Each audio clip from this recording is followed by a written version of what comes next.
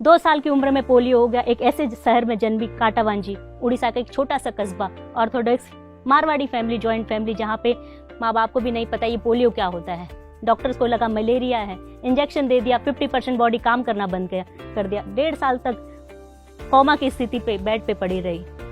माँ ने हार नहीं मानी, बाप ने हार नहीं मानी। उन्होंने कहा नहीं, हम बच्चे का केयर करेंगे, मालिश किए, हर नीम हकीम सबके पास लेके गए, पर पता नहीं आगे फ्यूचर क्या होगा। 4 साल की एज में मैं चलना वापस से सीखी, लड़खड़ाते हुए, गिरते हुए, भागते हुए आगे फिर से मैं चलना शुरू किया।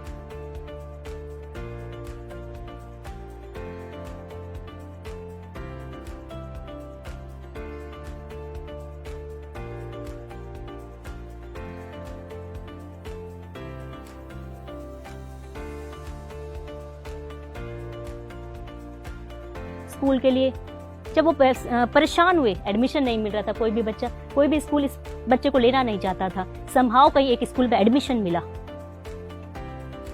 बहुत ज्यादा तो स्कूल की बातें याद नहीं आती, पर इतना याद आता है कि बहुत संघर्षपूर्ण था, मेरे लिए आसान नहीं था। स्कूल जाती थी, रास्ते में कुछ बच्चे खेलते होते तो वो चिढ़ाते थे, लड़खड़ाते थे, एक्ट करते थे और पत्थर भी मारते थे। इग्नोर करती थी, मैं उधर नहीं देखती थी। ऐसा लगता अगर आज मैंने इनको देख लिया, अपने आप को रोक लिया, तो मैं कभी आगे नहीं बढ़ पाऊंगी। वो 4 किलो का बस्ता, वो 1 किलो का टिफिन, वो 1 किलो का पानी बोतल आज भी याद आता है। जब मैं निकलती थी स्कूल से घर जाने को, लंबा सा सफर लगता था, कोई साथ चलने को तैयार नहीं होता था, धीरे धीरे रुकते हुए अकेले घर आती थी, क्योंकि शरीर में पोलियो था, मन में पोलियो नहीं। स्कूल की पढ़ाई कंप्लीट हुई, आगे डॉक्टर बनने की इच्छा थी। माँ बाप को कहा तो पापा ने कहा कि नहीं, हमारी फाइनेंशियल पावर इतनी नहीं है।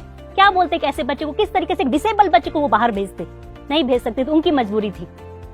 समहाउ मैंने कॉमर्स लिया, जो एक कॉलेज था छोटे से गांव पे, वहां कॉमर्स की पढ़ाई कंप्लीट की, ग्रेजुएशन कंप्लीट किया।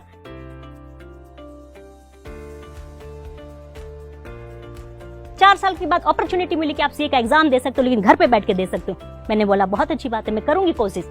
जिस समय सीए की पढ़ाई शुरुआत की ना, तो मुझे डेबिट समझ में आता था, क्रेडिट समझ में आता था, मैं भूल चुकी थी अकाउंट्स। फिर भी कोशिश किया, घर पे बैठ के 1 महीना कोशिश की। वहां से उस समय 30 या 40 बच्चे ने गांव से एग्जाम दिया था, मैंने टॉप किया। माँ बाप को साहस आया कि बच्ची कुछ कर सकती है, इसे पढ़ने का और मौका देना चाहिए। आगे पढ़ने के लिए मैं शहर गई। शहर पे इतना बड़ा शहर था, पहली बार तो मैं 1000 बच्चों को देखा। कहाँ छोटे से गांव में 50 बच्चों के साथ पढ़ी हुई। बहुत मेहनत की, ऐसा नहीं कि जिंदगी में स्ट्रगल नहीं करना पड़ा, पर मुझे कभी समझ में नहीं आया कि स्ट्रगल क्या होता है। वो आम लोगों को दिखाई देता कि हमारा शरीर काम नहीं देता, लेकिन मन में कभी नहीं था। मन से अगर हार जाती तो मैं आज हार जाती। सीए कंप्लीट हुआ, मैंने 6 महीने पहले कंप्लीट किया और मुझे अपने ही कोचिंग इंस्टीट्यूट में बेस्ट स्टूडेंट का अवार्ड मिला। उस समय मैंने टॉप किया।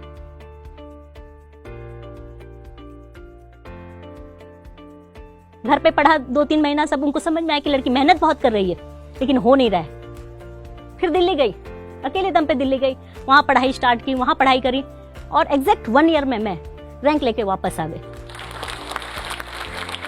यूपीएससी की लिस्ट में मेरा नाम आया, सबका नजरिया चेंज हो गया। मैं बचपन से एक क्विक डिसीजन रही हूँ, मैं सोच लेती कि मुझे ये करना है तो मैं करके रहती थी, चाहे वो भीड़ से अलग होता है। भीड़ हमेशा क्रिटिसाइज करता है कि क्यों कर रही हो, पगला गई हो। जब मैं सीए से आईएएस बनने का सोचा तो भी लोगों ने यही कहा, तुम्हें पता है तुम सीए भी नहीं रहोगी, आईएएस भी नहीं रहोगी। पर मुझे आज तक के सर्वे में लोगों ने कहा कि you are the first CA in lady officer जो become income tax deputy commissioner. Orissa के छोटे से जगह से पली हुई।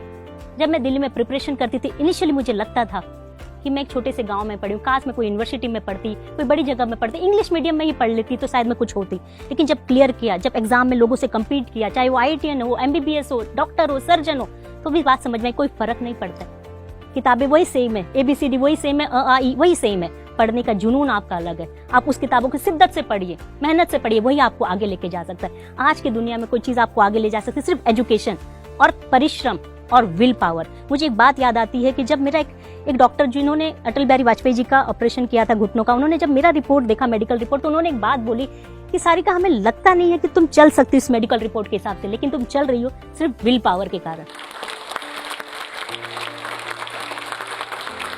और दुनिया में कोई चीज आपको बदल सकती है जो अद्भुत, अकल्पनीय, अविस्मरणीय, अद्वितीय कुछ हो सकता है तो सिर्फ पढ़ाई है, एजुकेशन है, सोसाइटी का डेवलपमेंट हो सकता है। लोगों की बातों पे बच जाइए, लोग तो पांव खींचेंगे, हमेशा आपको ये बोलेंगे तुम क्यों कर रहे हो, तुम्हें क्या जरूरत है, तुम्हारी ड्यूटी करो।